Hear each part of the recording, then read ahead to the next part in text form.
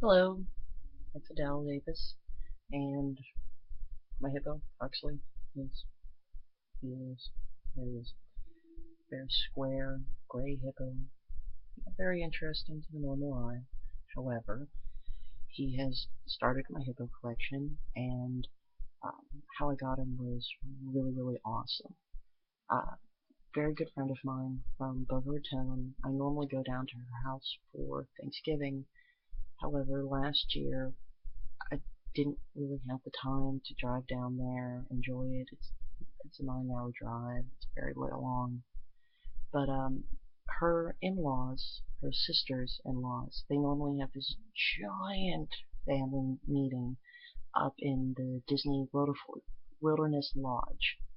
And so my boyfriend and myself and his son, we went up to Disney, or down to Disney, and we went to Animal Kingdom, which was the first time I had been there. So it was really, really cool. So it was a really special day. I got to hang out with my best friend and her family. I got to hang out with my boyfriend and his son. And it was after the long drive, we got there. And we got there early. And I was told that if you want to do the wildlife safari, that you need to do it early or right before they shut it down because that's when the animals are most active. Because it's hot in Florida, it's hot in Africa. So we got on the safari and we were going through there. We saw the different giraffes. I believe there's 9 of them. We saw the lions, we saw the ostriches, we saw the rhinoceroses, and then we got to the hippo pool. And our tour guide informed us that hippos basically do three things. They're nocturnal, they like to snuggle, and they eat people. That's a hippo life. And I was like, yeah, I like this. This is snuggling. Yes, snuggling's good. Nocturnal. Yeah, well, I can relate to that. Eating people. Well, that one's a little off.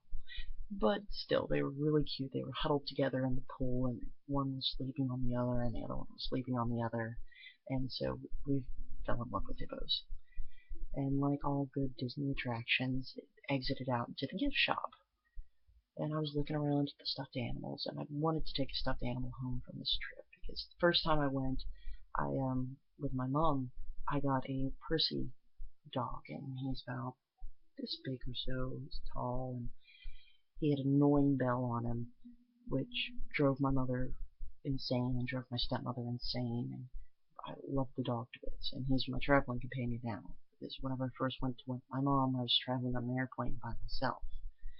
So, you know, getting animals from Disney is a normal thing for me.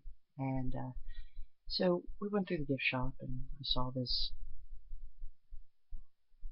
face, misshapen, and one eye's more cockeyed than the other, sitting there in a pile of hippos. I'm like, oh, I think this is going to be the one, but I want to make sure. So I just couldn't leave him. And as we went through the whole park, we went on Everest, we saw the other animals, we saw the Bugs Life.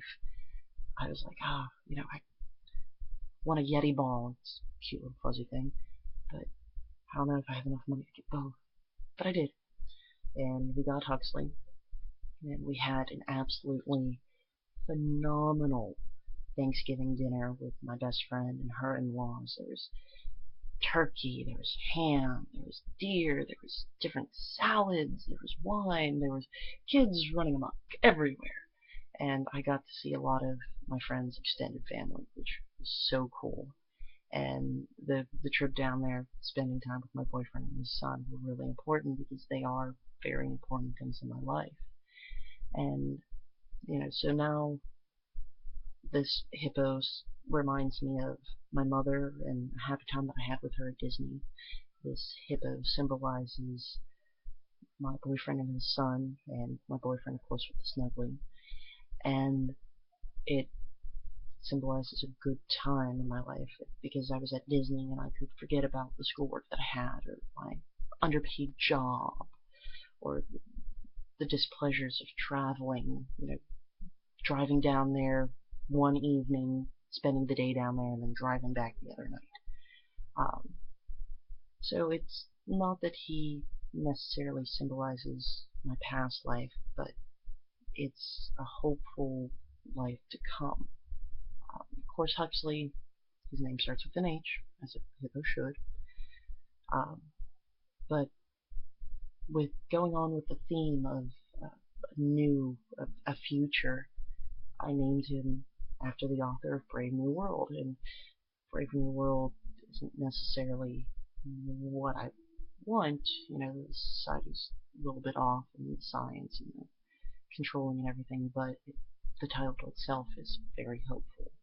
And that's what I hope for in life, is to keep the ability to stay hopeful. Um, thank you very much.